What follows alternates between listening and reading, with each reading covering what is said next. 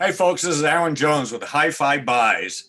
This is HiFi Chats number 23. I am so pleased to have Enno Vandermeer, who is founder and CEO of Roon Labs. How are you doing today? Doing very well, thank you. Thank you so much for having me. That's awesome. It's awful special when you guys decide to spend time. I know you're a busy guy, and I just can't thank you enough for doing this. Oh, this is great. Thanks. Thank you. This is a great opportunity. I can't wait to learn, and I know everybody else can either. I'm going to take just a moment. We're going to learn a little bit about you personally, and then we're going to learn how you kind of got into Roon Labs and a little bit of history there, maybe some hobbies and some mentors and that kind of thing along the way. And then we're going to get into the software and kind of learn about it and kind of about the application, the core, and then the audio devices that it works with. So I'm really excited about that. I want to ask everybody, if you will, to like and subscribe to our channel out there. This is Wild Shirt Day, so I just do this for fun, but anyway, also, if I will, please ask y'all to go to hifibuys.com and sign up for our newsletter. That way you can see what's going on. We sent one out today that had a lot of really interesting products and information in it, and even some special financing and that kind of thing as well. Also, we'll be putting out a code for you to sign up for a 14-day free trial for Roon. And then if you sign up, basically with that code, you'll get a free month for signing up. So anyway, we look forward to getting that up there later, and I will mention it later on in the show as well. Last week we had Mark Cohen with Odyssey. That was really a great conversation, really unique company. Really enjoyed having him on. Next week we're going to have Andrew Jones with ELAC. We're very excited. He's really quite a designer. And then Trent Suggs, a buddy of mine who is the new owner of Audio Research. And I just could not be more excited about him doing that. So I'm really excited about that as well. Also, we'll have, during the music that's mentioned in this and the previous 22 HiFi Chats, there is a playlist called HiFi Chats. Chris will put a link to that out there for us. And if we will, let's just remember in these times just to be kind to one another. It doesn't cost us a cent to do so. And so anyway, it's the easiest thing that we can do. All right. Enno, you ready? I am ready. All right. I think you were born ready from what I can tell. All right. So anyway, getting to know you. Tell us a little bit about your family and where you grew up. I was actually born in Holland. My parents are Dutch, and they moved to the States before I could walk, I think. So I grew up kind of in the New York area, upstate New York, in New Jersey for a little bit. So yeah, I spent my entire childhood in the States. So I kind of had this identity crisis of, you know, am I Dutch, am I American, whatever, a little bit of that. And yeah, I've over the years, I've lived all over the world. Lived in France, I live in the UK now. I spent the better part of 20 years in Thailand. So yeah, I've been bouncing around a lot. So you're in Cambridge now, correct? HiFi. Right. That's my little dog, HiFi. He probably heard his name called or something. Hey, hang on. Sorry, y'all. He may settle down. If not, I'll get somebody to come grab him. So, all right. Let's see here. HiFi. All right. So it's pretty cool that you've been around the world. What a great experience for you to be able to experience. How was Thailand? It's like my second home. That's yeah, it's where I started my family, and I mean, I think that is kind of home in a way. We bounce back and forth between here and the UK and there. My wife and I moved over to the UK back when I was with Meridian, and we kind of fell in love with Cambridge because it's a pretty idyllic little, you know, city. And so yeah, we decided to come over here for a few years. So well, it's beautiful. I've been over there. DCS invited me over. Next time I come over, I'll make sure I hook up with you. Absolutely. And I know that'll happen. And I know they're listening. So do you have kids? I do, 3 of them. Yeah, I mean, that's actually one of the reasons we're over here. The schools over here are fantastic. So that's kind of our thing. Yeah, 3 school-age kids, which is a handful, but you know. I can imagine. Are they all in school or? They are, yeah, exactly. Fantastic. We're kind of on one side and the other here. And oh, yeah? I saw a picture on Facebook with 2 ladies that I know. They were both having margaritas, and it was like they were celebrating no more homeschooling.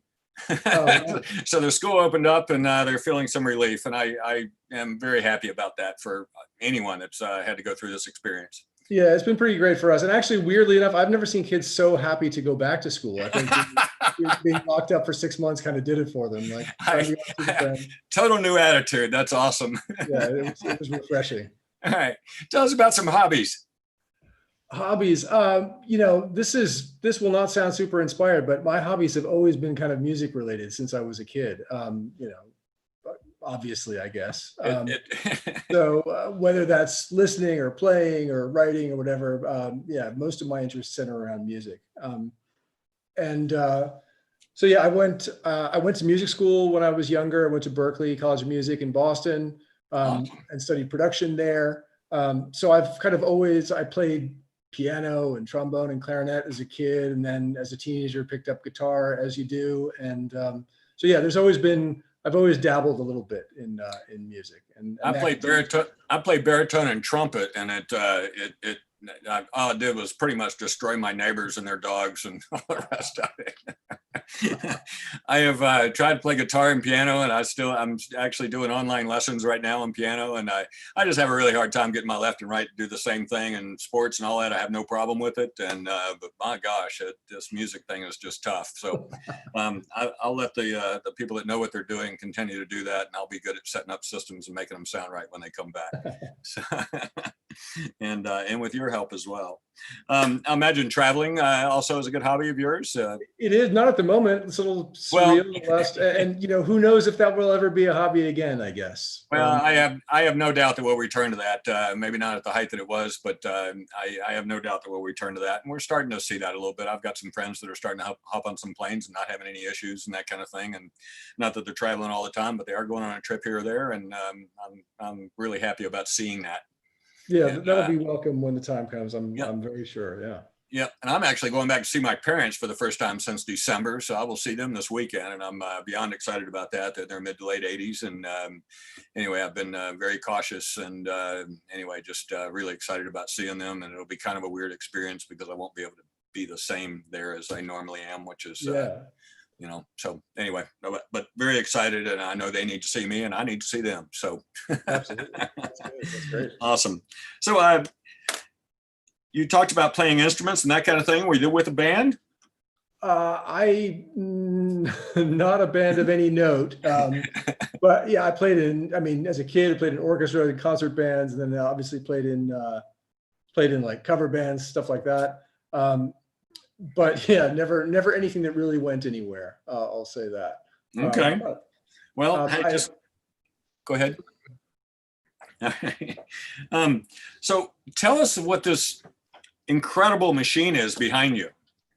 This is what I affectionately refer to as my midlife crisis. That's a modular synthesizer, which has its origins back in the 60s and 70s. Like the very first synthesizers that were made were these sort of towering monstrosities. And they cost a fortune back then, and they went entirely out of fashion, and no one made them for probably 30, 40 years.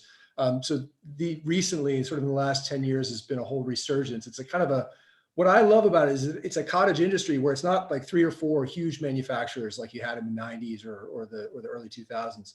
It's just people making these little modules in their garages and selling them online or selling them through newsletters and whatever else. And you can cobble together a system that does exactly what you like. So it's kind of like the iPhone, and each one of those is an app. Something like that. Weirdly. Yeah, absolutely. But you can probably make about any sound you want to out of that. Well, that's the idea. I just love the fact that it enables small manufacturers to come up with cool ideas and make stuff on their own. I really like supporting that community. It's very cool. That sounds neat. And what fun. What a joy to be able to play with so much electronics. And, it's kind of cool to have so much insight from many different people. And, I guess that's proven that there are that many people out there doing that kind of thing. Yeah, absolutely. So that box comes in a lot of different sizes, and you just add as many modules to it as you want? You can go as crazy. You can have a little rack like this, or you can have a whole room full, as many people do. It's a little bit of a junkie habit, I'll be honest. But so when I talk to you in another year, are we going to have like an expansion? It's going to be messy. That's awesome. All right. So let's see. Life experiences, things that have had an impact on who you are. Wow. That's interesting. Well, we did the international thing. We covered that. What else has Hmm. had an impact? I think probably some mentors of mine have definitely had a big impact. When I was in my early 20s, I was introduced by my boss actually to someone who became my first business partner. He was probably 10 years older than me, but kind of had had learned the ropes and had his own office space and said, "Yeah, let's start something up." And I thought I went from having a day job to, well, yeah, why not? Let's start something up. And I think that experience made it very natural to me to say, oh, I've got an idea and there might be a market out there and let's go pursue that. So removing that barrier, removing the fear of entrepreneurship, I think is probably what I learned from that experience. And that's a Wow. very important one because I think it's a hurdle that a lot of people never get a chance to clear because no one's ever opened it up for them. Well, that fear is kind of a big one. I remember, gosh, 25 plus years ago when I opened my store. My ex at the time was my business partner, and she was like, you've got to be the only guy in the world like you. And I said, well, yeah, thanks, but I don't think in this regard that I am. So anyway, it was something that the biggest problem that I had was kind of getting past not just that fear, but then when you start to become a real company and you have to do more than just your hobby. And those are the things that probably, getting past those hurdles were the biggest ones for me. Yeah, the growing pains are interesting. It's sort of like it's all enthusiasm at the beginning, and you're doing everything yourself, and suddenly start to scale a company, and it's a different animal. Absolutely, Yes, built. yes, it is. Yeah, And you have to have faith and hire great people. And absolutely. I even had a talk in the, I think, previous HiFi chats about, I was trying to do things on the cheap, and it wasn't always the right decision. And so I kind of know better now. Yeah, my older brother once said to me, he actually probably the best advice he ever gave me was he said your objective is always to hire people that are better than you are. That's and if you can stick to that, then you have a shot. Well, I think I've certainly done that here, and I think the team we have here, and I know the team I've heard that is with you is of similar ilk. So anyway, very excited about hearing about that. So tell us a little bit about your first time going wow in music, because we kind of all have had that experience.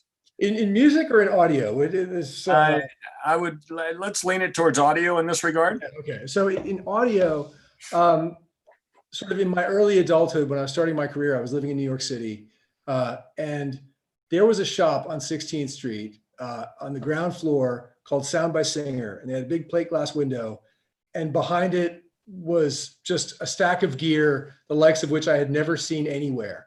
And I was probably doing a little bit better than minimum wage at the time, but not much. And I used to walk by that store constantly and just drool in front of the window. And I remember the feeling like, I can't go in this store yet. I haven't like earned my stripes yet. I'm not qualified. So Right. I don't know how many years I spent walking by that store, but I remember the day I first mustered up the courage and thought I might actually be able to afford something in there. And I went in and did some listening, and it really blew my head off. It was, I knew I was in the right place. My first high-end store was Jerry's Audio Video in Phoenix, Arizona.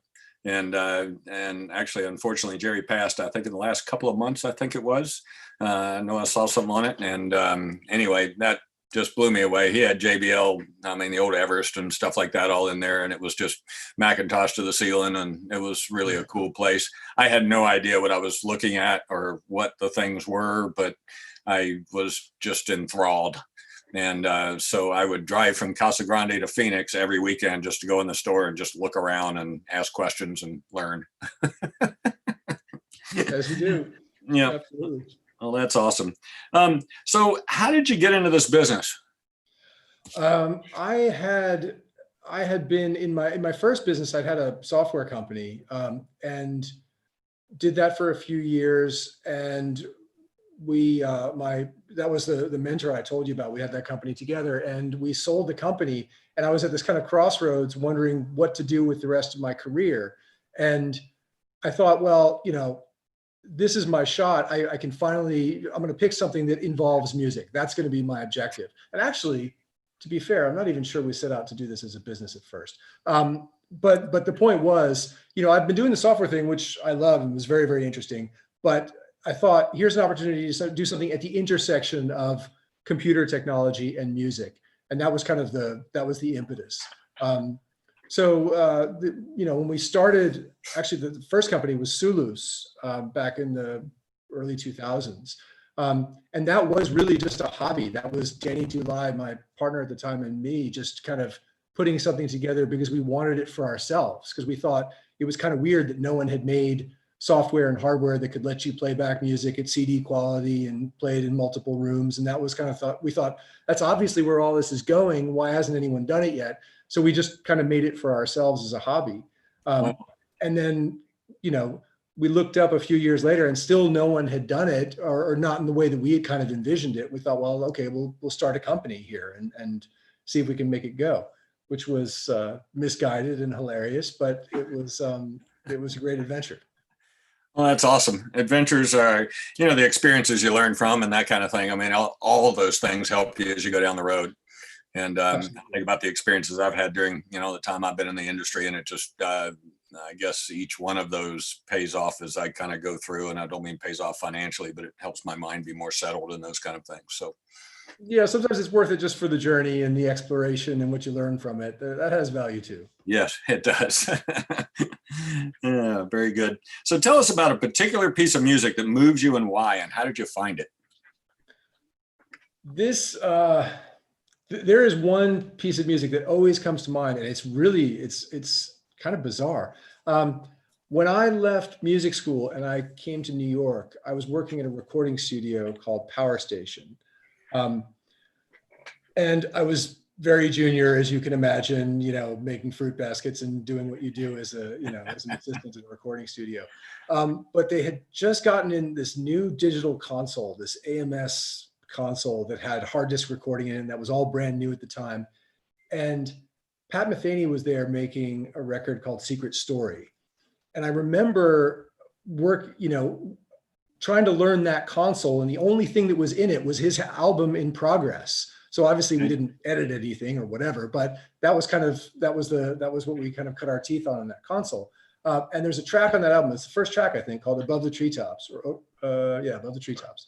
That is just, it's one of the most haunting pieces of music. And for me, it ticks every conceivable box. It's basically a reharmonization of a Cambodian children's choir singing this really haunting melody, and then he reharmonizes all these crazy chords under it, which kind of ticks my music theory nerd box, and then builds this gorgeous track around it. And so to me, it's kind of perfect on a number of levels. Well, that's awesome. I can't say that I've heard that. I'm going to have to go home and take a listen to it tonight. So thank you for sharing that. And Chris, if you'll get that up on the chat window so people can see it and get a link to it, that'd be awesome. All right. So you have already talked a little bit about this, but who is or are your mentors in this business and in life? In this business, that's interesting. Danny and I, when we started Sulus, we didn't know anything at all about this business, aside from the fact that I had finally bought a system from Sound by Singer. We knew nothing about the audio industry. And the thing is, we came at this as sort of music nerds, not so much audio nerds. We wanted this kind of music experience. And when we built up that product, at the time, there were no smartphones and tablets. We had to build the touch screen, and we built the storage unit, and we built the streamer units. And by the time we cobbled this system together, it cost a fortune because it was just so complicated. And so we looked around for, how are we going to sell this thing? And it didn't fit into any kind of, general music fan market. It just didn't make any sense. So the only way to go was to make it more of a sort of an audiophile HiFi product, right? That was the only angle. So very quickly we had to learn about this business and understand who the other manufacturers were and how distribution, and we were just extraordinarily naive. I mean, laughably so, I will say. We didn't know what a dealer was or a margin was, or we were just, we were very green. But you had a product. We had a product. So here we are, guys. And we went to, I think CEDIA was the first trade show we did. And, and what year was that? That was 2006 that we launched it. Okay. So yeah, we got our little booth at CEDIA and, whatever. It was interesting. And then we did CES the following January, and that's where we really started to learn about this world and started to befriend other manufacturers and kind of learn the ropes. That's actually where I met Bob Stewart from Meridian. And before we joined up with them, we kind of became friends. And I would definitely name him as one of my key mentors in this industry. He's been that way for a lot of folks. He gets mentioned a lot. Yeah, I can imagine. So I'm curious, like at CES, I mean, I imagine that you probably had a lot of manufacturers that wanted to use your Sulus in their systems because it was very easy to use and, sounded good and that kind of thing. Did you have that experience, or tell me a little bit about that? Yeah, we did. The first year, I don't know how we were introduced to Bel Canto and to a couple of different manufacturers. And, we were just kind of sharing booths with people because we didn't know what we were doing. And, right.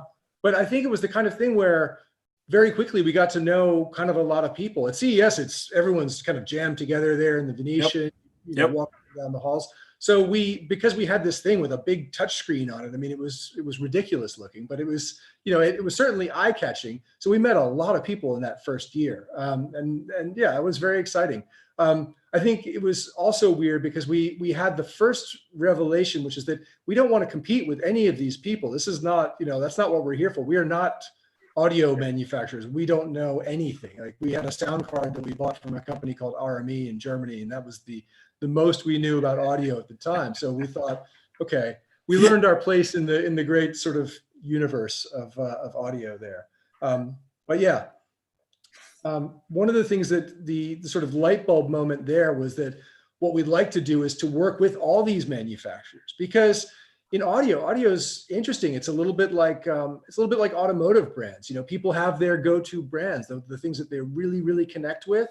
Yep. And far be it from us to, kind of get in the middle of that. We'd like to work alongside all the audio manufacturers. That was kind of the insight that we had that first year. And that's a theme that's recurred ever since. Certainly now with Roon, that's definitely our objective. Well, that's one of the reasons why I think manufacturers, need to have this kind of tunnel vision with, their products, because they do have folks that are fans of that product. And if you go too far outside the scope, you kind of lose that, how should I say, loyalty, that kind of thing in it.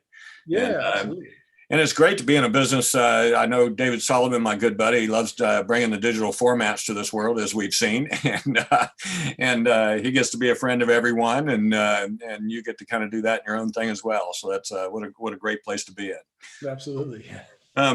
So let's tell us about a little more about your path to being at Roon Labs. Obviously, Sulus, and yes, there was Sulus.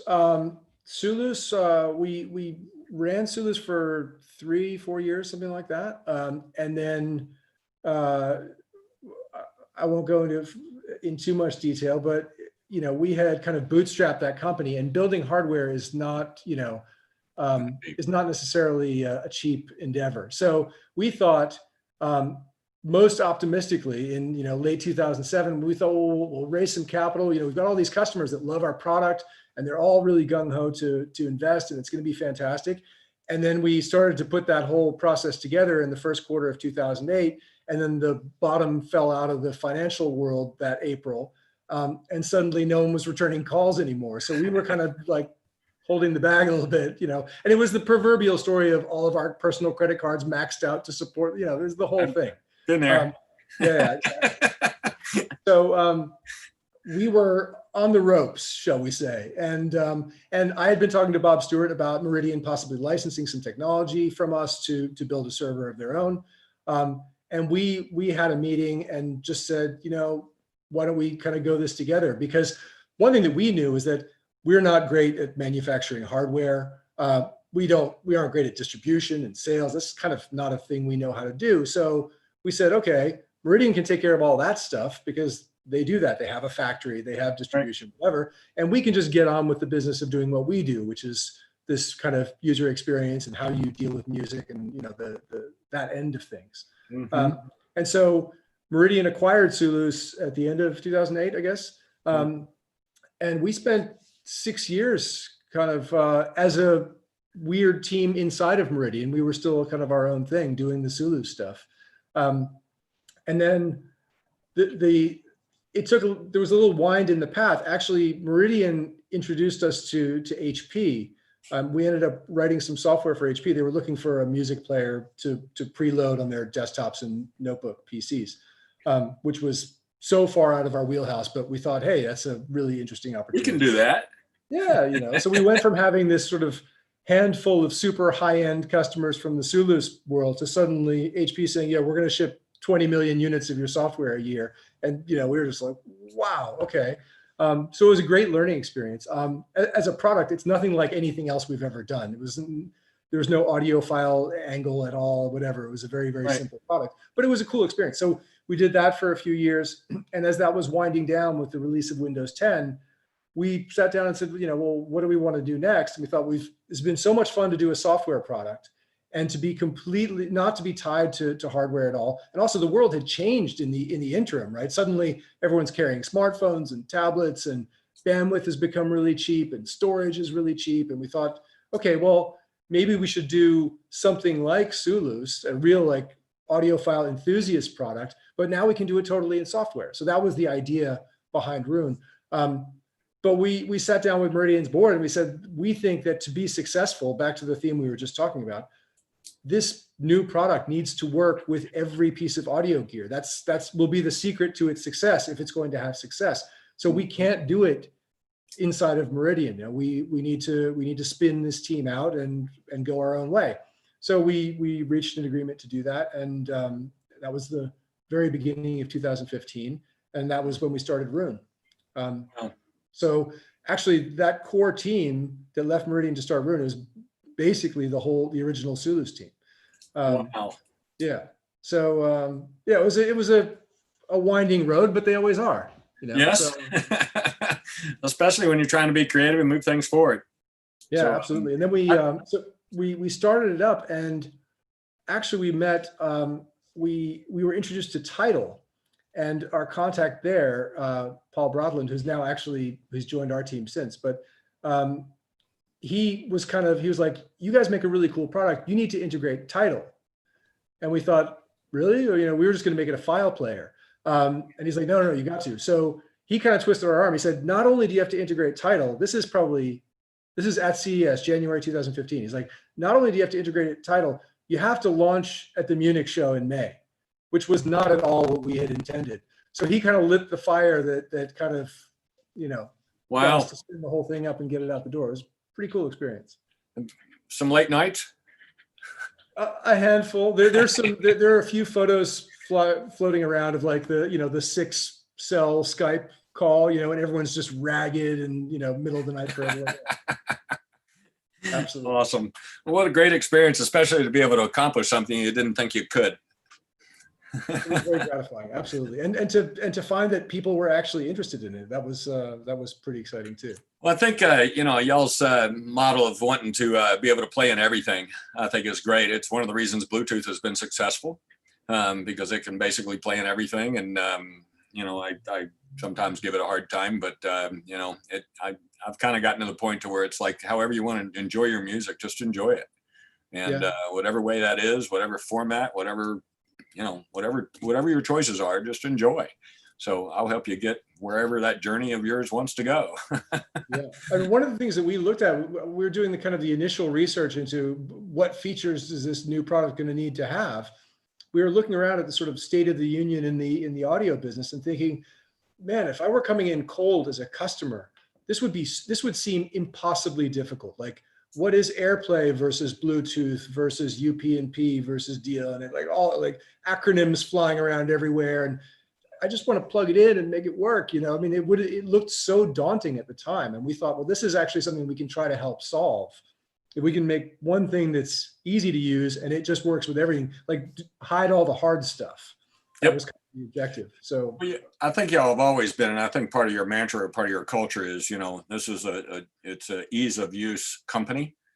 And I've certainly seen that. I will be straight up and just kind of tell, you and everybody else here that we as a store, basically, if you're not a Roon endpoint, for the most part, we're not interested.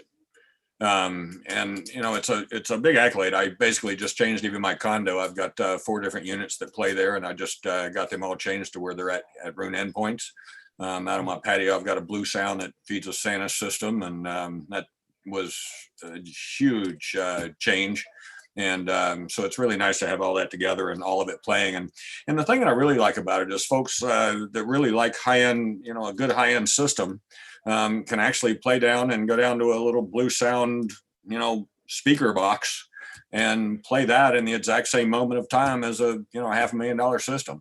Well, that was actually one of the other kind of light bulb moments when we were starting up. I remember being at I was at a Meridian opened some boutiques around the world. And I happened to be at their boutique opening in Singapore. And I met a Meridian customer there who had two of their flagship DSP 8000 systems, which are not chump change, in his home.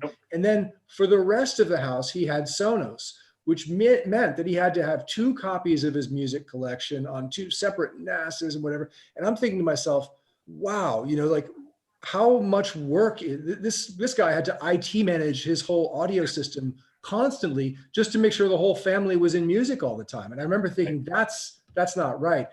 The best possible solution should go from something very simple, a table radio, all the way up to the crazy system. Because in real life, that's what you have. You don't have a giant system in your guest bedroom, right? That's, well, we'd like to. Well, yeah. But,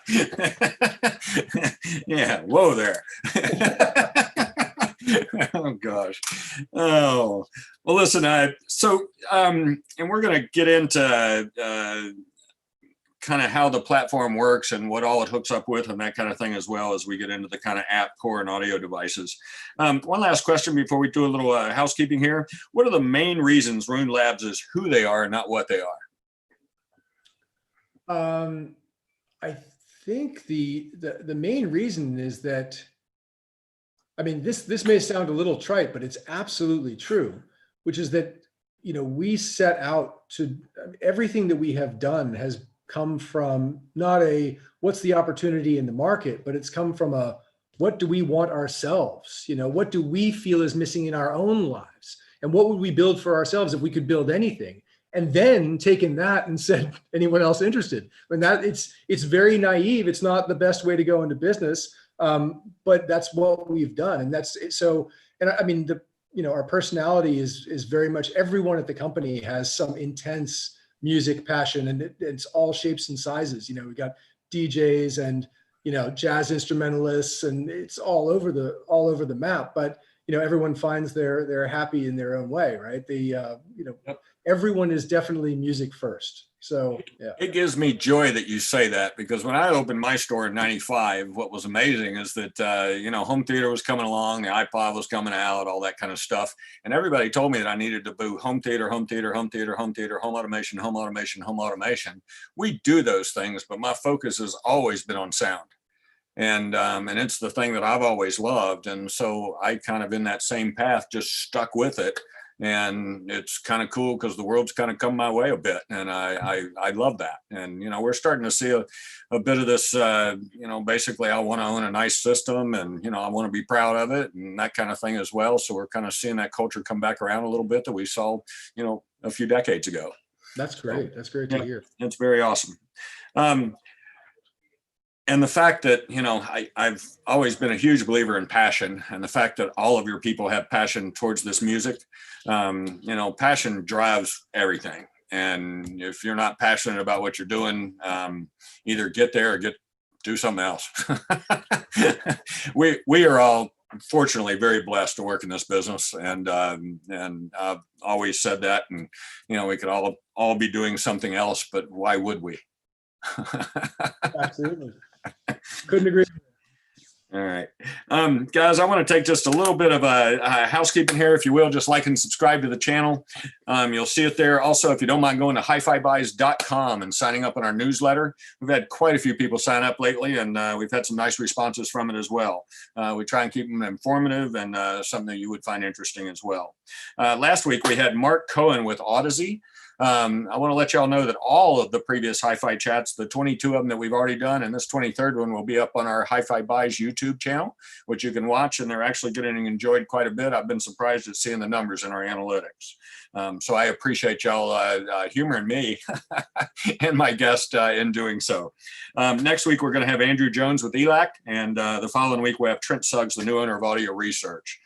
So excited to have those couple of chats as well. Also, if you will, HiFi Chats actually has a playlist of all the music that's been mentioned. Pat Metheny's song that you brought up will be on there. And so we're excited about that. And let's just remember to be kind to one another. It doesn't cost anything to do so. So let's make sure that we stay on that. So we're going to get back into this.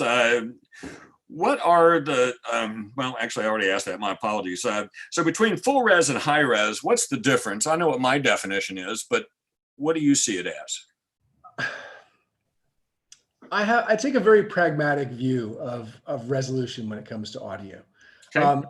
And I think this comes from my early years working in recording studios, where, I mean, I remember seeing a record mixed on a pair of Yamaha NS10s, and they were literally using a length of extension cord as the speaker wire, right? Yes. And so I formed this very pragmatic kind of view of sound, and it's a very subjective one. I really value sound quality. I value things that sound great to me, but I try to avoid getting into the categorization of it's got to be this sample rate, it's got to be that bit depth, it's got to be this format, that encoding.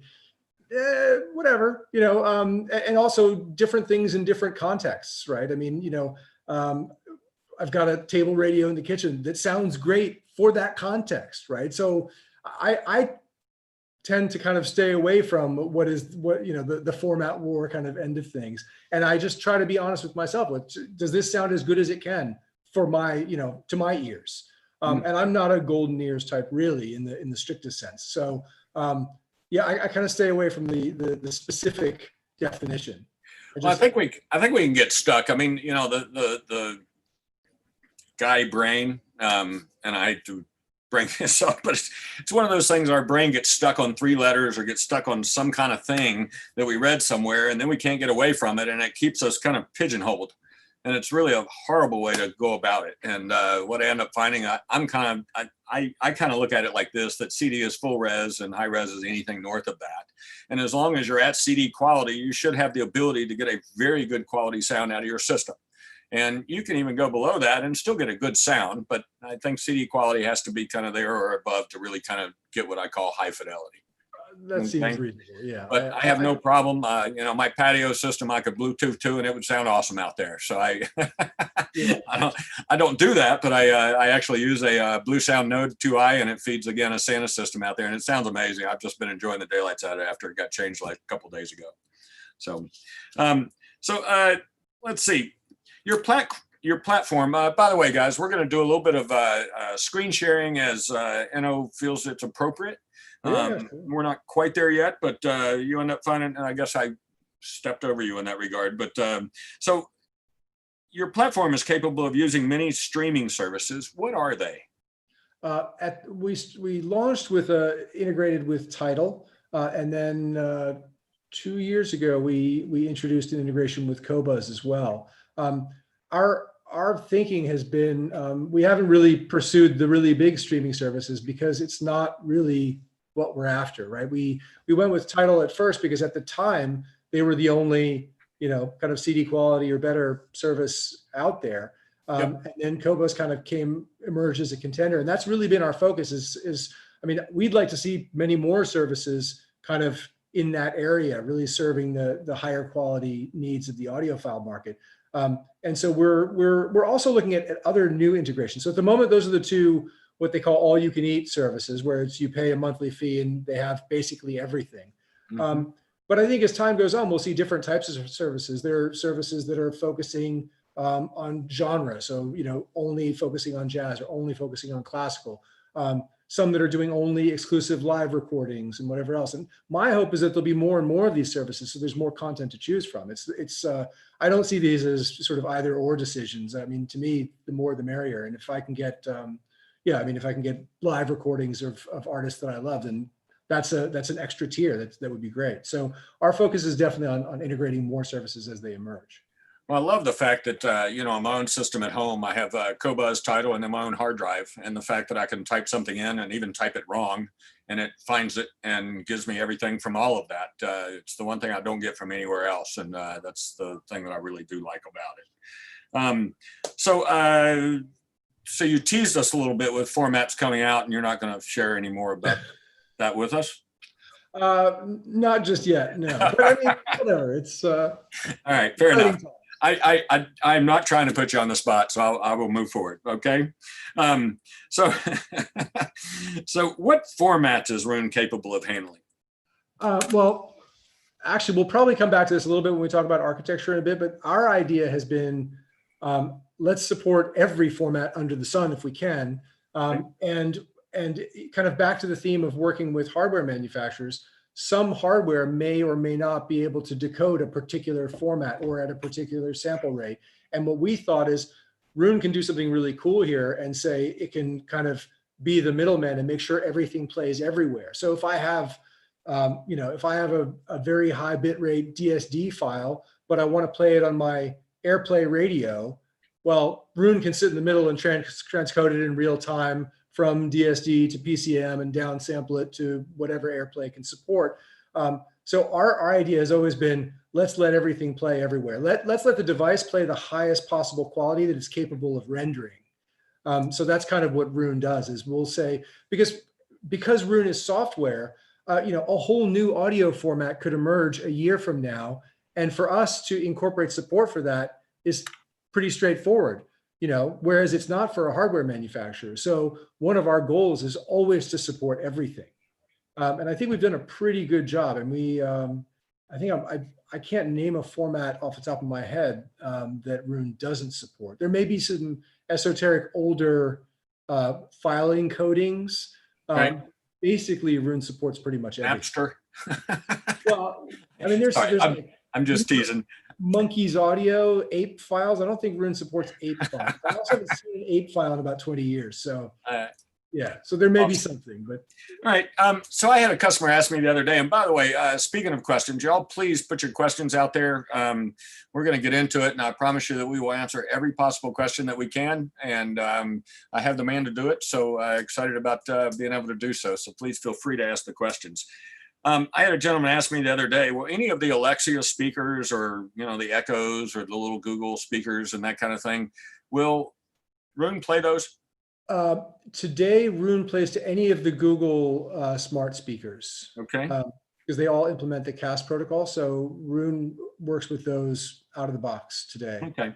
In fact, he lives at the beach, and he actually bought a good system from us, the Luxman integrated and that kind of thing yesterday. And then he had these other speakers out on his patio, and he said, I'm going to have to replace those to work with Roon. And so I told him I would find out today. So I appreciate that answer. I did not know that. So As I said, I'm on a learning curve here. So, all right. So does Roon affect the sound of what we hear? Roon tries very, very, very hard not to affect anything when it comes to sound. We feel like our charter is to pass through bit perfect, perfectly accurate audio to the audio devices. And again, because it's the audio hardware manufacturers, that's their expertise, is rendering digital audio. So we feel our goal, or our sort of mandate, is to deliver the audio to them in the best possible shape so that hardware can do what it's designed to do. I would say, no, it doesn't affect the sound quality. Now depending on, there are a million variables like there are in any area of audio. When you add network audio into the mix, there's all kinds of variables. So the quality of your network switch comes into play. If you're using Wi-Fi, there's all kinds of interference, possibilities there. So there are variables, but in principle, no, Roon itself does not affect audio at all. People might say that, Roon running on one piece of hardware versus Roon running on another piece of hardware sound different. And that's entirely possible in terms of the physics of it. But it's certainly not the software causing that difference. So I was asked the other day as well, and had something come up my email that was talking about a network switch and how it basically made everything sound better. Have y'all experimented with some of that, and what have your experiences been? I myself have not, because I am extraordinarily lazy. So I like to set my stuff up and then leave it. So I'm not a tinkerer when it comes to audio hardware or network hardware. Like once it works and I can verify that it's actually working, I'm never going to look at it again. So that's not my, that's not a thing that I do. I have heard all kinds of stuff though about people saying that, the power supply for your switch can have an impact. And I mean, I've heard it all. But I'm the wrong guy to ask that specific question. All right. Well, you're making me feel lazy because I have my guys here at the store actually set my stuff up. I fine tune, but they do the most of it. They're great guys. So, but anyway, you made me feel even lazier. So, all right, cool. So let's go through the software a little bit at this point. And if we can, I want to first, I guess, y'all kind of separate this on your website about the app and then the core and the audio devices. So I guess the first thing we should do is look at the app. Sure. Yeah, correct? absolutely. Okay. Let me do my little screen share. I figure you're technically okay to do this. I like to think so. Yeah. Let's see. All these apps are a little bit different, but hang on. All right. Can you guys see that all right? Yes. Okay, cool. All right. So I'm going to take you through a quick tour of what I see. This is Roon running on the laptop that I'm on right now. So it's not connected to my it's running on my home network, but it's not connected to my main system. Okay.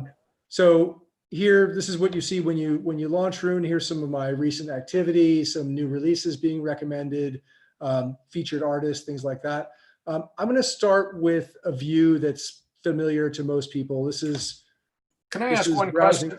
The new releases that were recommended, is that according to what you've listened to before? Is there some kind of slant in that? That's awesome. Absolutely. Okay. And so the more you listen, the more accurate those recommendations will become. What they're based on initially when you first launch Roon for the first time is just what files you've got on your hard drive, right? So that gives us a very cool fingerprint of your tastes just from the get-go. And then over time, by paying attention to what you actually listen to, those recommendations get refined even further. Fantastic. Okay. So I'm going to jump to an album that I know will show us some interesting stuff. Okay. This Pharrell Williams album is a folder of FLAC files on my hard drive. There's nothing exotic in the tags. It's just kind of artist, album, track title. That's probably it in the tags. So everything you see here on the screen is being added on by Roon. So you see we've got a review here with mentions of a bunch of other artists, things like that. All the release date information, that's all coming from Roon's cloud service.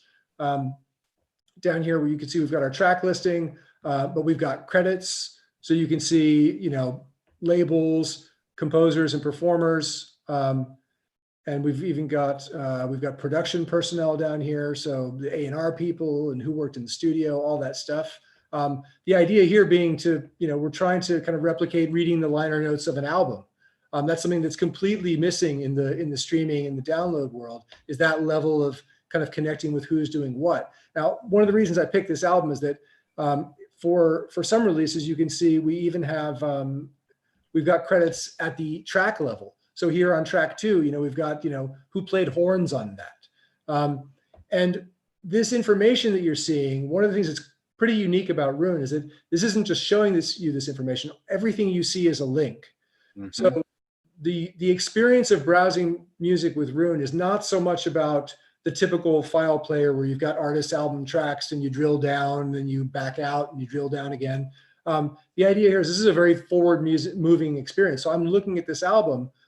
In this case, Roon has done something kind of interesting, which is that Justin Timberlake shows up here as an additional primary artist on this track. So you can see we've pulled out his name and put it right here in the track list because it's kind of more important than all the others. So a lot of what Roon's trying to do is give you the important context about every track, every album, everything you're looking at. So we say that's the most important thing, and now you can click through to Justin Timberlake and see his whole page and whatever. But I'm actually going to go back to. The thing I love about this, and I talk about it with my customers all the time, because we've used Roon here and we've sold an awful lot of it, and as well as the Nucleuses and that kind of thing as well. But it's like getting lost in the forest, but a very comfortable forest, where you just go somewhere and it just takes you somewhere else and takes you somewhere else. And the biggest complaint that I hear from people is there's no more good music. And this just absolutely just nails that right on the head. And it allows you to experience things and music like never before. And I tell folks all the time, and I think it's the most important thing, that you can buy all the great gear you want, but if it's not allowing you to explore that forest of music, then there's just you're really missing it. And it allows you to get to places you just wouldn't, and allow you to find things. And the reason I love being in this business is because I get to share music with people and they get to share it with me. And this is absolutely just right on that. So I apologize, please. No, that's great. That's great to hear. In fact, I think probably the biggest compliment that we get paid, and fortunately we get it kind of pretty often, is that what Roon has done for some people, is to make listening not just sort of a fire and forget kind of like I put on an album and I sit back and listen and that's the end of the experience. It makes it into this kind of exploration. So I want to play this thing, and wait, look, that's led me to this other thing, and so on and so on. So, the idea that you could sit there and say, well, it's a little bit like, binge watching on Netflix. It's just like one more episode, but we're trying to do that same kind of thing with music. Always let you find one more cool thing and explore a little bit further. Yeah. And all of a sudden it's 2 o'clock in the morning. Yeah, exactly. That's the goal. And I can't wait for you to talk about radio either. It's almost the opposite of that. And, yes. But anyway, I just can't wait till we get there. All right, go for it. So, all right. So now I've clicked through to Pharrell Williams' artist page here. So you can see we've got, his biography. You can see links out to all of his social media, bands that he's been a member of over the years, where and when he was born. Here's some kind of popular tracks. Now, here's the one album I have by Pharrell on my laptop. But here you can see in my library, here are other albums that he's appeared on. Now, I might not know that he was on this Daft Punk album, unless I knew that album really intimately, or I had read all the liner notes. I mean, here he's got 8 appearances on albums by other artists that I might not have known about. Now, because he's also a writer and a producer, he's got production credits on other albums. And that's the stuff that's in my library. If we go down here, we can see everything else that's available on Qobuz and Tidal by Pharrell. So this is stuff I don't have, and I may never have heard. So his albums, singles, and EPs, but also, and this is the reason I always like to show Pharrell, is he's so prolific as a collaborator. Here are all the albums that he's done with all these other artists, none of which are in my music collection.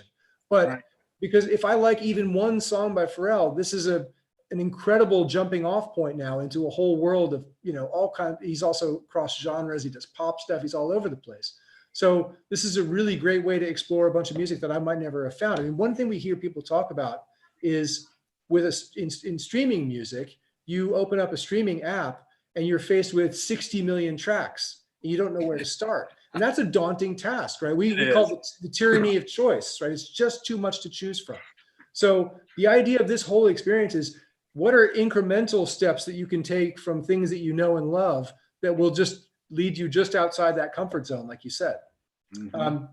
So that's all, this is all the stuff that's available on Tidal. And down here, we've got other artists that Pharrell's related to, either influences of his or people that he has influenced, people that he's collaborated with. Here you can see that Prince is an influence. So you click through to Prince, and now we're in a completely different place, one click away. We've never clicked back. We keep moving forward and exploring. So here you get all the same kind of information about Prince. But then, as I mentioned, everything you see is a link. So these genres, obviously, Prince was a very versatile artist. So if I go to R&B, for example, what we're looking at here now is R&B, but through the lens of my own collection. Like, these highlight artists are artists in my music library.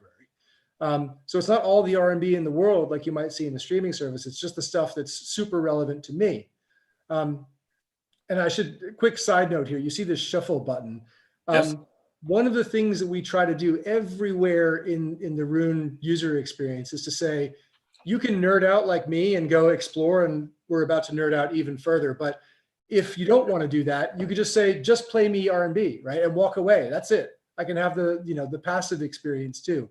Or we can do what I do, which is say, okay, they're my highlights and that's great, but I want to know about the subgenres of R&B. So I'm going to go a little bit further and say, I want to go to soul, let's say. And now I get the same kind of view for soul. And I want to get even more specific. I want to go to Motown. And boom, here you go. Here are my Motown artists in my library. So the idea, some of these genre trees go, many, many layers deep. And the idea is for the real fan, you want to have that level of granularity. Now I can shuffle in just Motown. Now I'm going to do kind of a detour for a moment because Okay. I want to talk about classical music for a minute. Yeah, that's one of the biggest things. I apologize for interrupting. It was actually something that I wanted to bring up, but classical music is the most difficult thing that people have in streaming out there. Because we use Roon at the store, we don't have as much issues as we've had in some of the other apps and that kind of thing that it's used. But it's basically tagged so differently.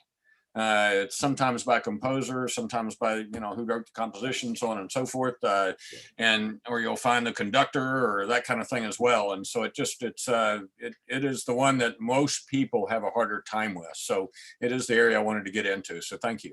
Yeah, well, let me explain the problem. Actually, anyone who listens to classical music has encountered this.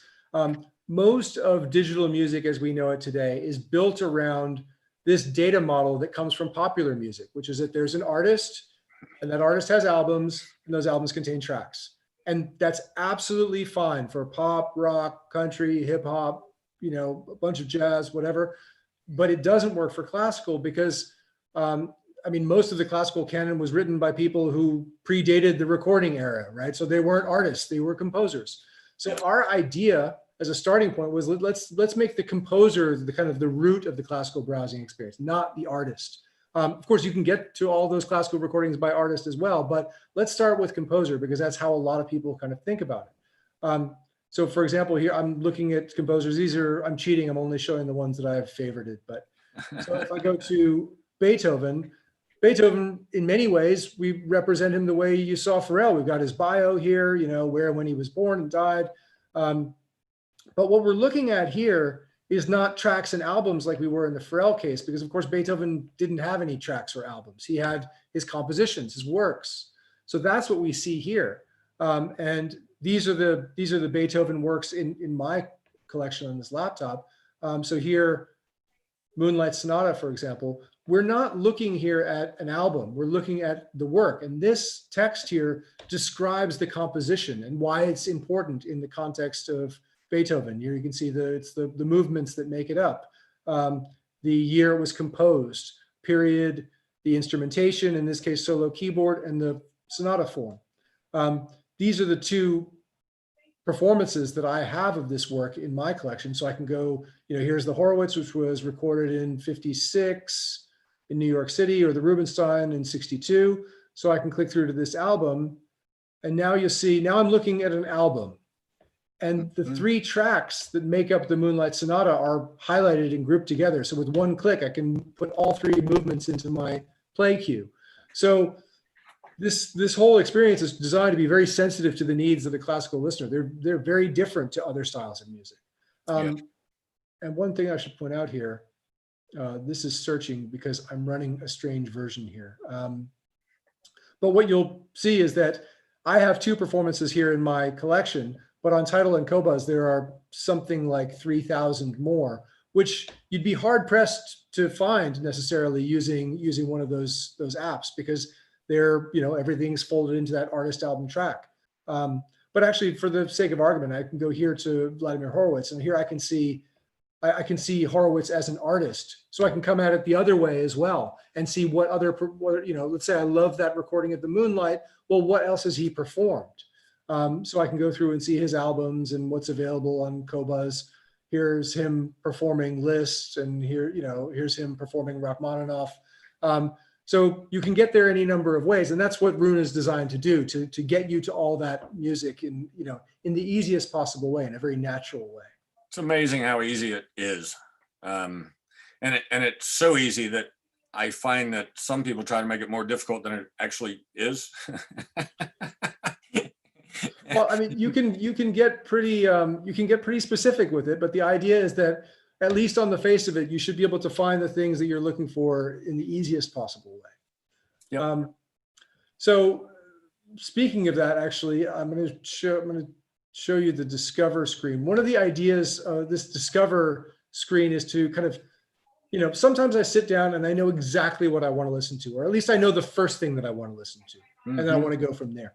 This Discover page is designed to kind of surface insights about your music collection that give you some inspiration for what to listen to. I mean, right now, the difference between listening to Bjork and Kiss is pretty huge, but hey, they're both here because they're both in my collection. I've got a little bit of everything because my collection is kind of a mixed bag, but I want to see if I can show you something interesting here. Here, we've got a featured collaboration, Duke Ellington and Johnny Hodges, or whatever. The idea is this page will scroll on forever and ever and ever. So you can just, if you're looking for inspiration, that's what this is here for. And in fact, you mentioned radio earlier. That's kind of another way that we provide that inspiration. Let me see if I can pick something. I'll just play this. This is going to be playing in my living room. You can see here. Here's all the Roon endpoints that I have set up. So I'm going to play this in the living room so it doesn't. So we don't listen to it, but that will now start playing, and I've only played one track. So what happens here is if we look at the cue for that zone, there's only the one track. When this track comes to the end, Roon Radio will pick something else using a number of criteria: genre, artist, time period, whatever it might be, and we'll basically just start adding new tracks to your play queue. So you can listen to it very much like it was radio, but based on the thing that you started to, your starting point. Pandora, which I kept on my old system before y'all had radio, because there are times I don't want to feed the box. Exactly. And so I'm one of those, I listen normally pretty specifically when I'm really there.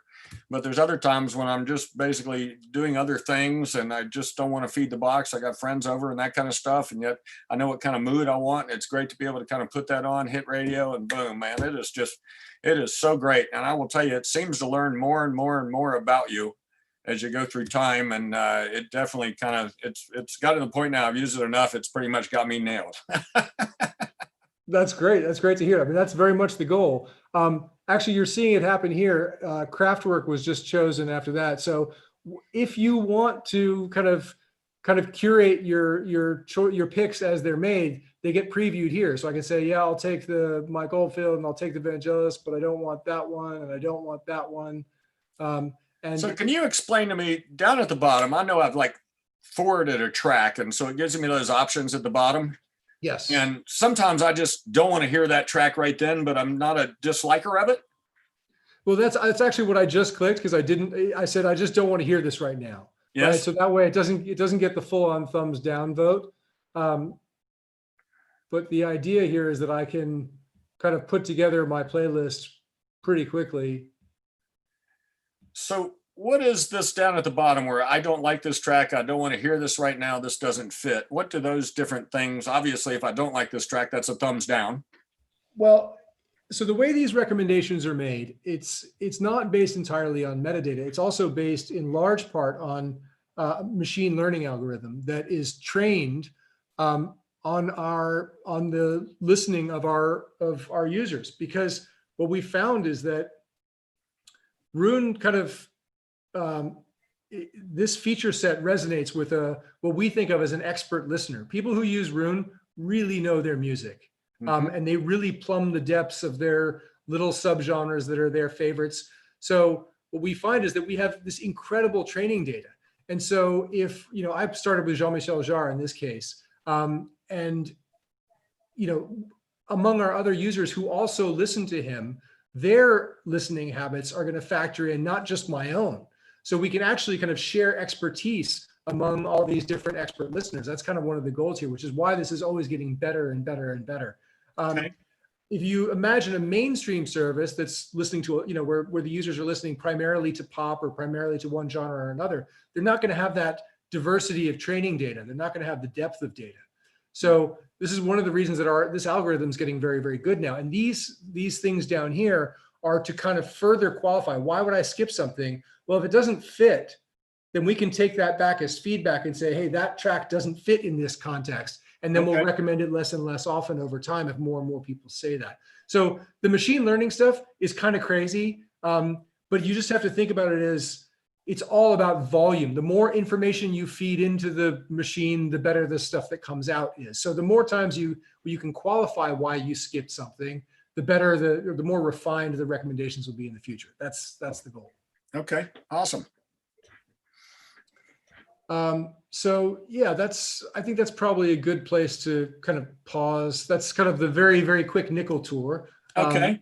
There's a lot more to it, but I think that's probably a good place to pause with the screen share. So I will, if I can, to ask y'all, if you will, to ask questions. If you have them, we would love to be able to get them answered for you. Also, if you can, to go and like and subscribe to our channel there on YouTube and also on Facebook. You end up finding those help us with our Google algorithms and all that kind of stuff that helps us on our search engines. That's the honest answer, and also keeps you informed of what's going on. So we'd appreciate it very much. Also, if you'll go to hifibuys.com and sign up for our newsletter, there's a little spot down at the bottom where you can do so, and we'd love to have you on board. You'll find they're pretty interesting letters.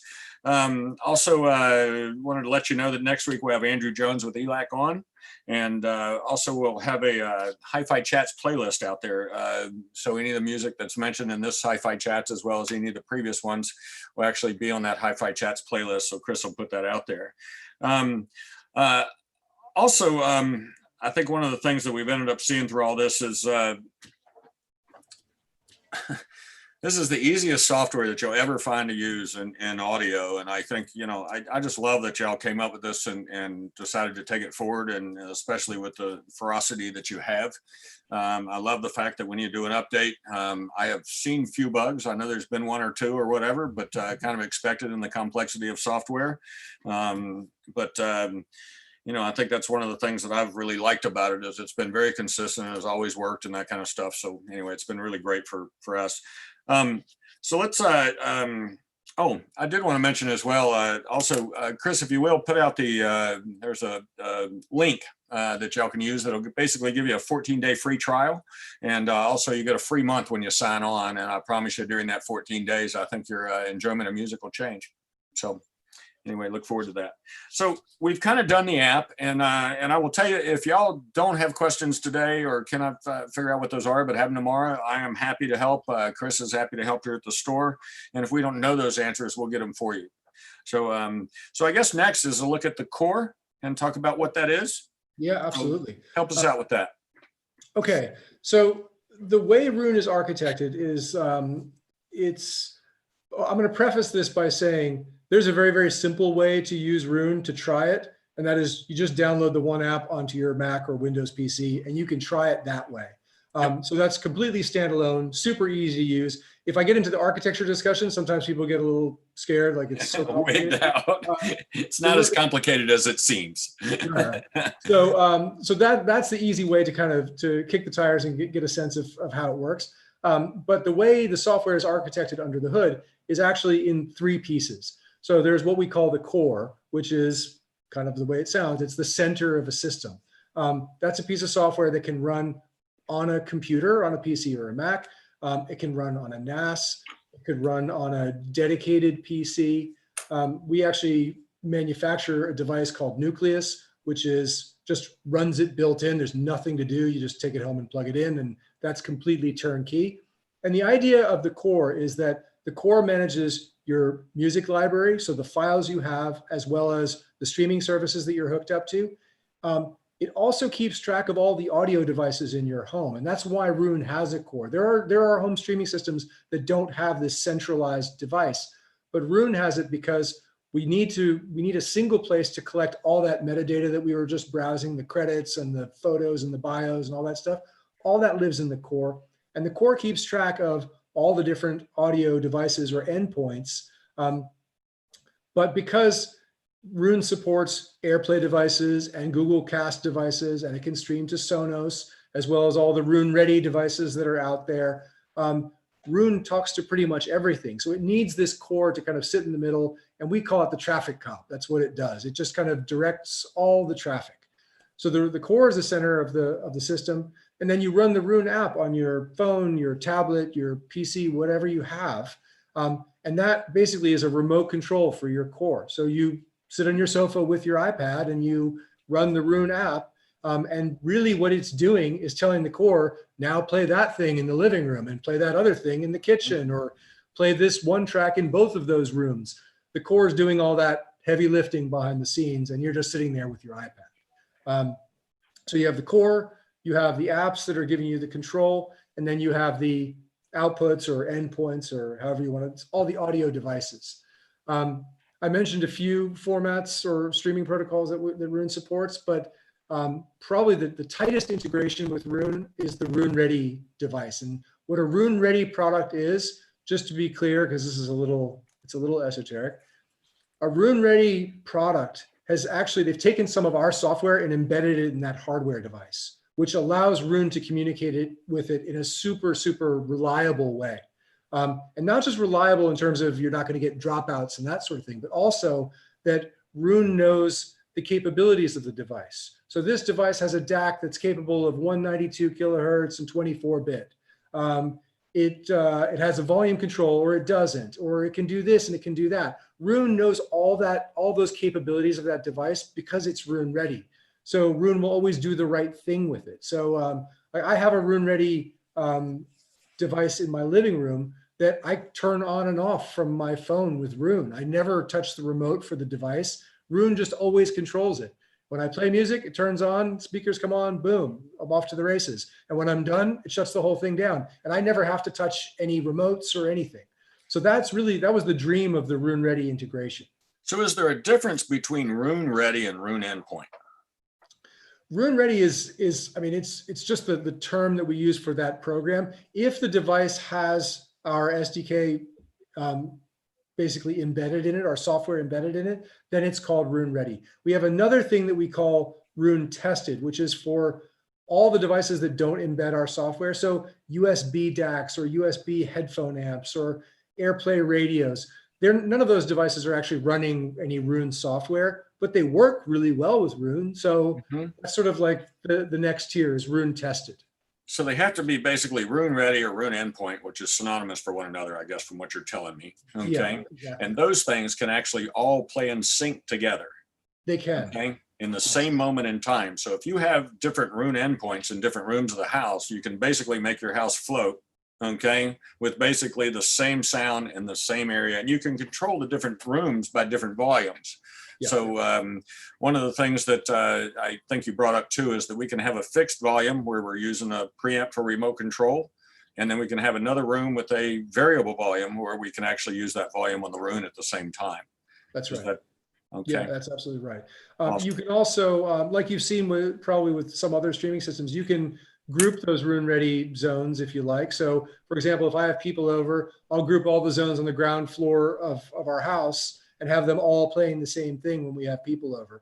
But then the zones upstairs are free to do what they want. So you can mix and match them however you like. Yep. So Roon Tested and Roon Ready can't play in the same moment in time. Is that correct? Those can actually. The only ones that don't synchronize are when they're actually using different protocols. So, for example, if you have a Sonos Play 5, that's using Sonos's own proprietary protocol. So we don't have a mechanism for syncing up with that. So you couldn't sync a Sonos device and a Google Cast device, but you can absolutely sync, a Roon Tested USB DAC and a couple of Roon Ready endpoints. Okay. All right. Very good. Okay. Let's see. So we've kind of got the core covered. We've gone through the app.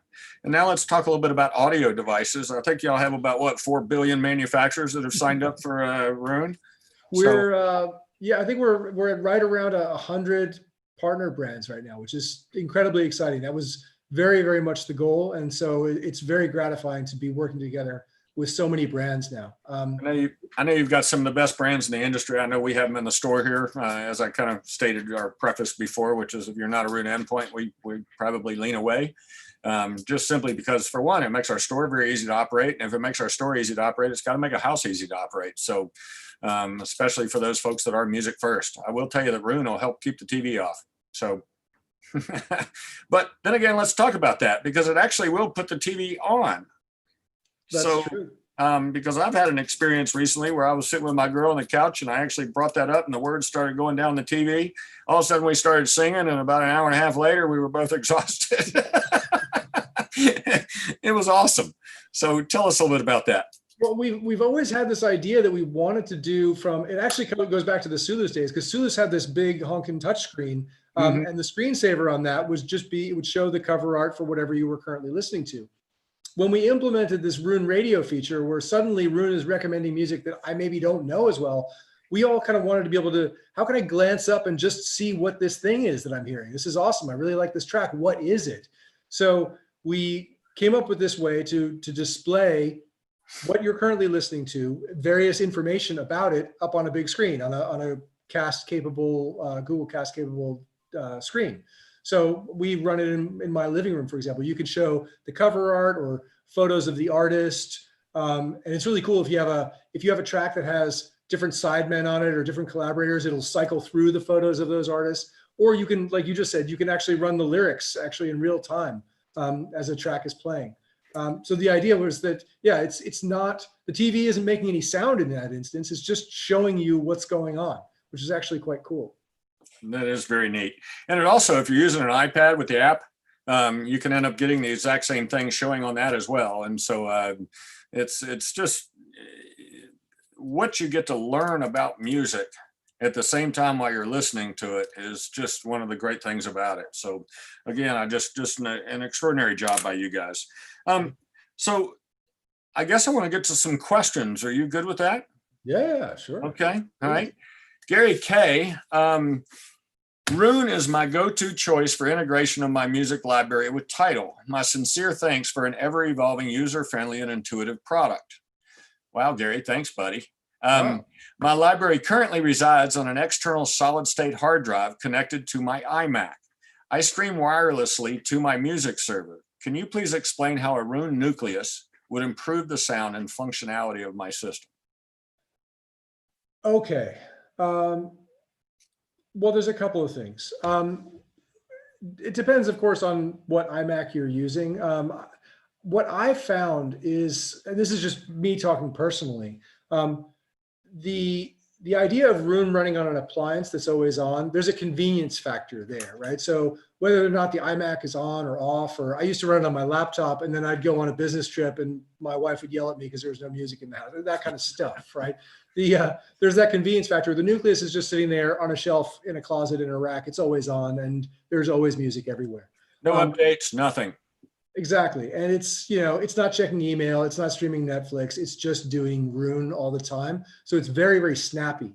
This is the first thing that people tend to notice when they go to Nucleus or some kind of dedicated hardware like that, is that you pick up your iPad and Roon just feels fast. It feels very, very responsive because it's not on a PC that's doing other things, browsing the web and whatever else PC is doing.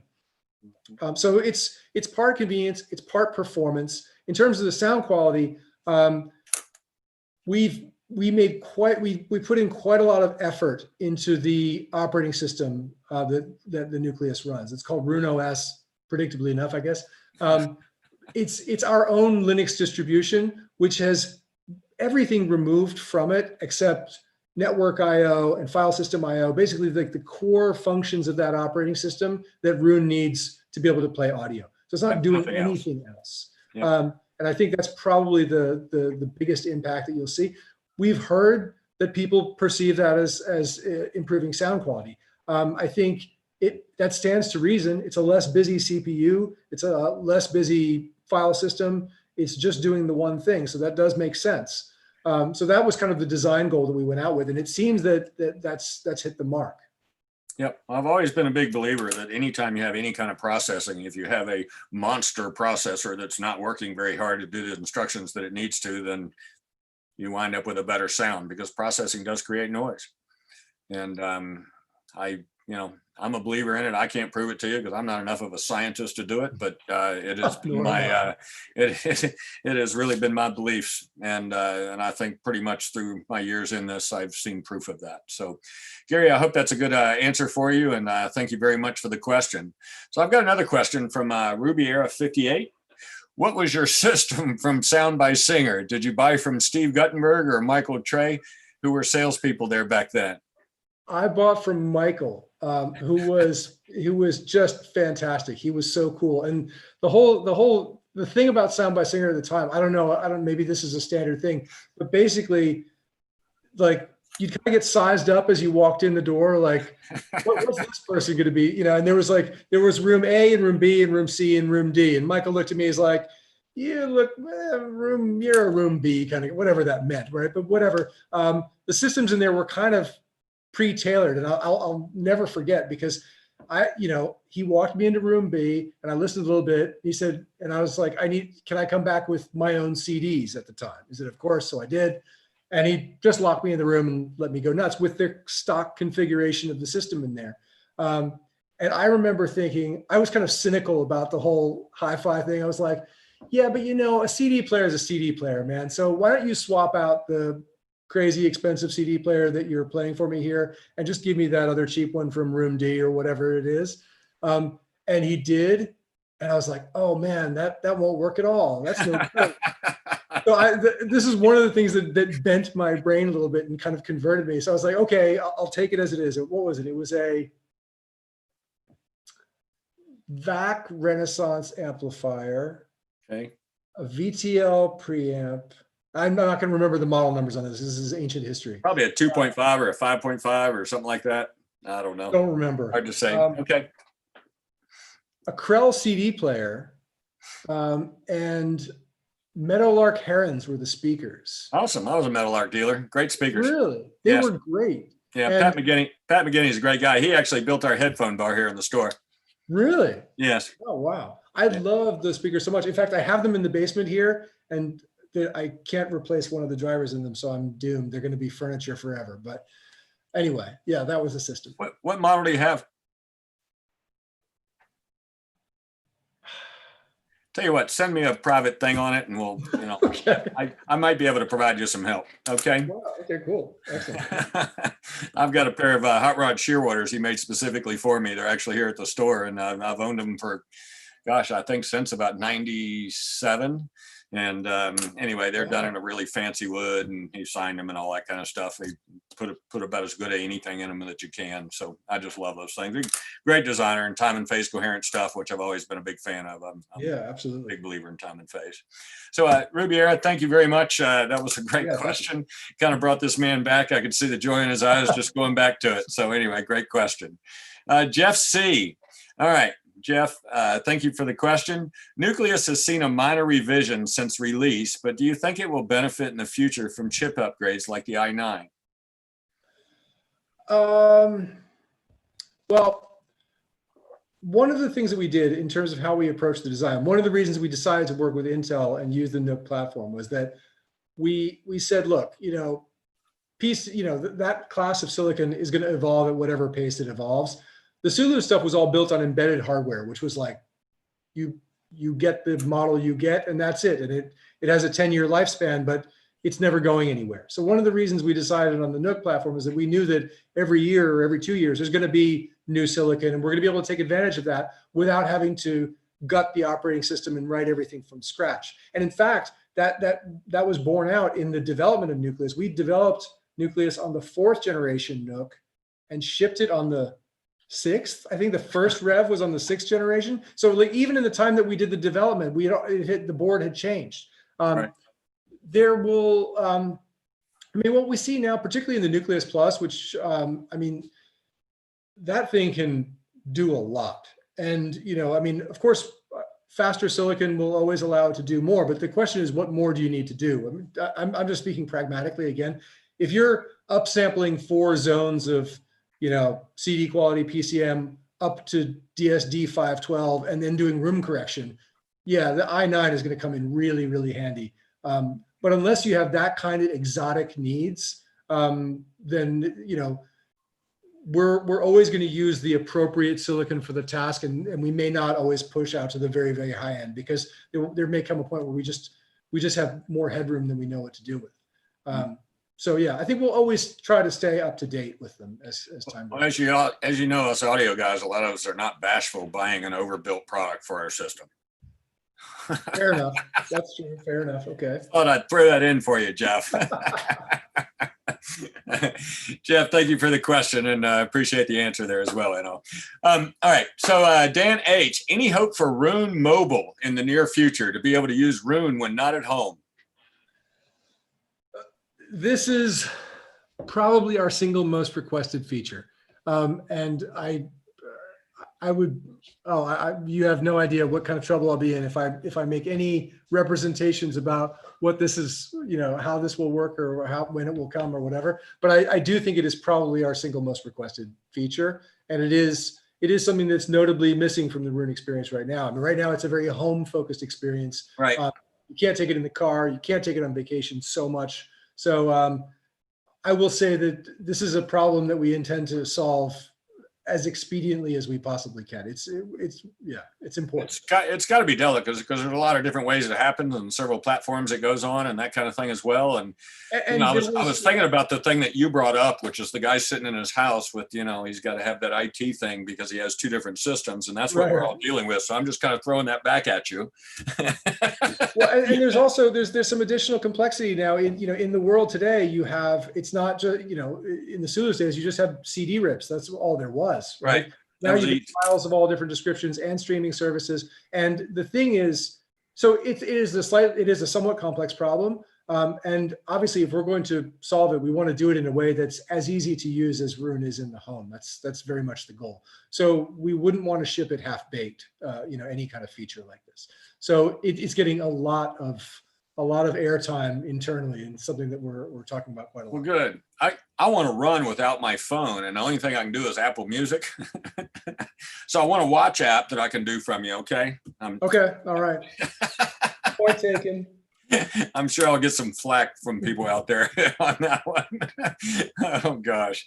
Dan H., thank you for the question. I agree with you, and obviously they know that it's there as well, and so I think when they can get it done right, we'll see it. So, or at least that's what I kind of understand from your answer. Absolutely. There. Thank you. All right. Fair enough. Jeff Odom. Thank you guys for the questions. Keep asking. We're tagging right along. Thank you. Is there any isolation of the USB ports in a Nucleus Plus? Is there any difference between the upper and lower USB? No and no. There is no difference. I don't remember the port specs off the top of my head. It could be that there is one port on there that's USB 2 only and not USB 3, but I don't remember off the top of my head.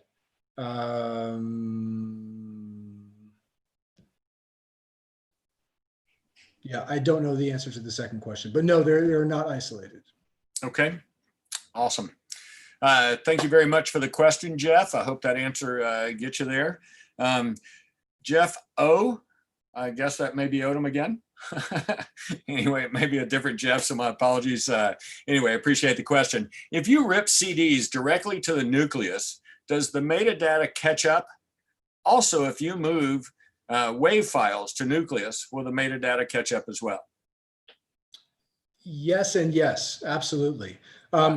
This is kind of it feels a little weird because in the Sulus days, we used to think of CD ripping as being an interactive procedure, right? I'd plop in a CD into a Sulus Control 1 or whatever it was, and and the metadata hit would come up, and I would have to confirm, yeah, that's the right thing or whatever else. The thing is that metadata lookup process, we've been doing it for so long, it's become so reliable that we think of it now as being a completely out of band thing. You don't have to, we'll just get it. Right, just rip the CD or dump the WAV files and we'll get it. Now, in the worst case, like when I say worst case, let's say, I've got a bunch of WAV files that are from a vinyl rip that I did myself, right? So the edit points are all over the place and they don't match the real talk of the real album or whatever.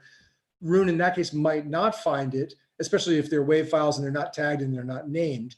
But in that case, it'll show up as an unknown album. You just have to go in and identify it. There's a flow that you go through for unidentified albums, and you can just say this is whatever it is. It must be nice for y'all to have something that you don't have to worry about anymore. It does kind of feel a little bit like magic, because this has always been such a manual thing, like my whole life, for as long as I can. For me too, and I fought streaming forever, and quite honestly, my NAS drive was down here at the store for a while, and I just took it home recently. So it's kind of I've forgotten about some of the music that I had on my drive, and so it's kind of gotten me back into some stuff that I listened to 10, 15 years ago. So. But all right, let's see here. Jeff O, thank you very much for the question, and appreciate the answer again there, Enno. Dave B, any plans for seamlessly allowing music tracks or albums for local download?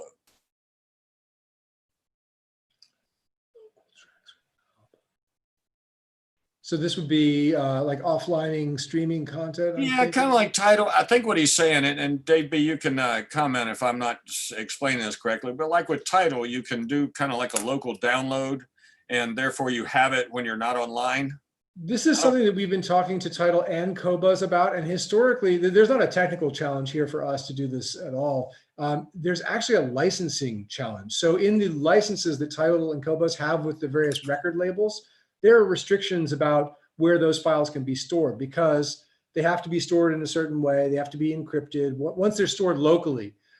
So in their license, for example, in Tidal's case, the Tidal mobile app and the Tidal desktop app are both licensed explicitly by the major labels, or all the labels actually. It's more of a business development problem where we actually have to get additional licensing okays to make that possible. But it's something we've definitely been talking to them about. And it might be solved when you do mobile. Simply because a lot of times some of that download may be, when you don't have the Wi-Fi at home and the core at home, and with mobile exactly. You're capable. So that might, anyway, just my little head. Yeah, to make the mobile offering work properly, that's actually been one of the hurdles. Is you kind of need to be able to offline, because you're going to take your phone on the plane and you're not going to have internet, and you're going to need to have access to your music. So how do you make that experience a good one? You have to have offlining. So there have been licensing challenges in addition to the technical one. Understandably. All right, Dave B, thank you so much for the question, and again, the answer. All right, Dave B again. Anything on the horizon for improving audiophile sound quality? You know how we are out here. I think I can almost answer this one. You are not trying to be affected whatsoever in the style of music. You leave that to the manufacturer, and so that's probably the answer to that. Yeah, the answer is we just try to stay Switzerland wherever we can. That's the goal. So we support every innovation that comes along. We make a concerted effort to support it, but in terms of the quality, that's largely down to the downstream audio hardware. So Dave, come see me. All right, awesome. All right, thank you again for the question. Ben C, do you get frustrated with manufacturers that do not complete their Roon Ready certification after promising end users that it is coming soon? Wow. That verges on the political. It's a little bit loaded, but well, look, of course it is frustrating, and to be fair to manufacturers, it is not a trivial process, because it's important for everyone to keep in mind that some of our favorite audio brands are our favorite audio brands because they're great at audio, not because they're great at making network modules and whatever. So in many cases, it's sort of outside the core engineering expertise of a brand. So they may have to work with an external supplier or a consulting firm to do some implementation work. It's very often these projects are much more complicated than they look to us from the outside. And so, yeah, it is frustrating, but I think it's probably equally frustrating for the audio brands when those certifications don't come along as quickly as, there have been a few they're few and far between, but we've had a few rogue kind of manufacturers, mostly people that no one here would ever have heard of, that have just gone off and done their own thing. And so we've had to take some measures to kind of bring that under control, because if an uncertified device is out there and it misbehaves, it reflects badly on everyone. Absolutely. It reflects badly on Roon, on the hardware, on the shop that sold you the hardware. It's like, it makes everyone unhappy. So we're not dictatorial about the certification process for our entertainment. We do it because, I mean, like Alan was saying, this stuff all just works all the time. And there's a reason for that. We need to uphold that for everyone's sake. Yep. It's the thing that I try and tell everybody is it's always harder on the other side than we think it is. It just is. And we don't know all the complications that are involved in things and so on and so forth. So anyway, I had Chris, the man behind the scenes there, tells me that both USB ports on the Nucleus are 3.0s. So there's really no difference. Thank you, Chris. Okay. You saved my neck. He's my geek in arms behind the camera there, or behind the Zoomy thing here. Listen, that is all the questions we have. Thank you very much for going through that. And I want to ask, again, if everybody will like and subscribe to the channel, go to HiFi Buys, sign up for our newsletter. And again, next week we have Andrew Jones with ELAC on, and I really look forward to that. And let's all remember to be kind to each other out there. And I can't thank you enough. This has been really interesting. I've learned a lot. I know the folks out there have learned a lot because we had good questions.